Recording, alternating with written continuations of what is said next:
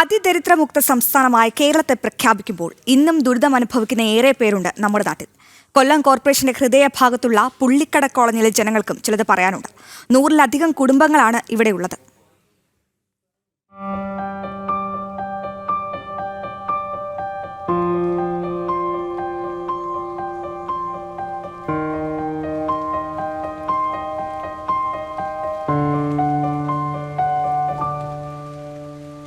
കൊല്ലം corporation മേയറുടെ സ്വന്തം വാർഡിലെ അവസ്ഥയാണ്.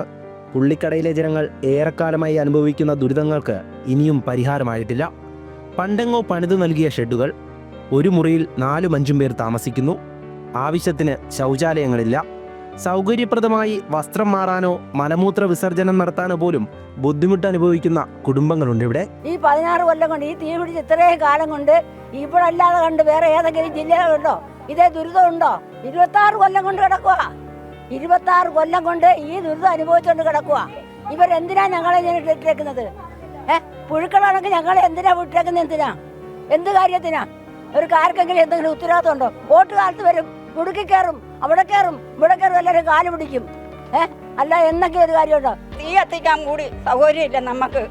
അറിയാവാ, ഞങ്ങൾ കിടന്ന് അനുഭവിക്കുന്നത് കയ്യും കണക്കും ഇല്ലാതെ.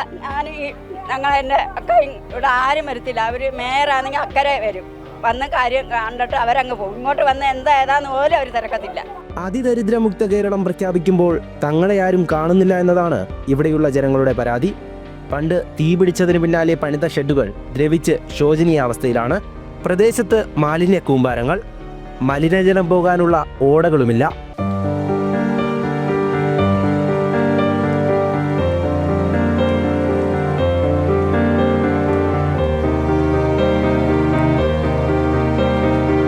പകർച്ചവ്യാധികളടക്കം പടരുന്ന സാഹചര്യമാണ്.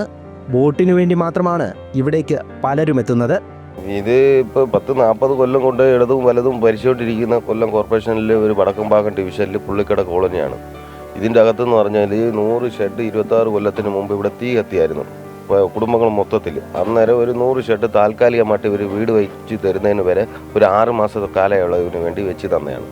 ഇതുവരെ ഈ വീട് തിരിച്ച് അവർ പണിഞ്ഞ് തന്നിട്ടുമില്ല. ആ താൽക്കാലിക ഷെഡിൽ തന്നെ എല്ലാ ജനങ്ങളും കിടന്നരയിക്കുകയാണ്. ഒരു വീട്ടിന് പോലും ബാത്റൂം പണിഞ്ഞു കൊടുത്തിട്ടില്ല.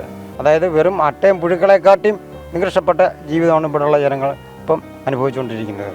പ്രഖ്യാപിക്കുകയാണ്. എന്തടിസ്ഥാനത്തിൽ? ഏറ്റവും കൂടുതൽ ദാരിദ്ര്യവും പട്ടിണി കിടക്കുന്ന ഒരു സംസ്ഥാനം എന്ന് പറഞ്ഞാൽ കേരളം മാത്രമേ ഉള്ളൂ. അല്ല വേറെ നമ്മൾ ഇന്ത്യയെ അപേക്ഷിച്ച് നോക്കുകയാണെങ്കിൽ ബാക്കിയുള്ള ഒരു സംസ്ഥാനങ്ങളും ഇല്ല.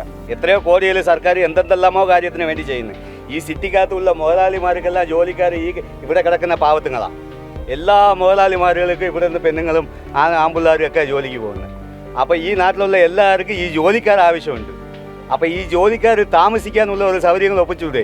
1/4 നൂറ്റാണ്ടായുള്ള ഇടതുഭരണത്തിൽ കൊല്ലം കോർപ്പറേഷനിലെ ജനങ്ങൾ അനുഭവിക്കുന്ന ദുരിതത്തിന്റെ നേർക്കാഴ്ചകളാണിവ. ജനം, കൊല്ലം.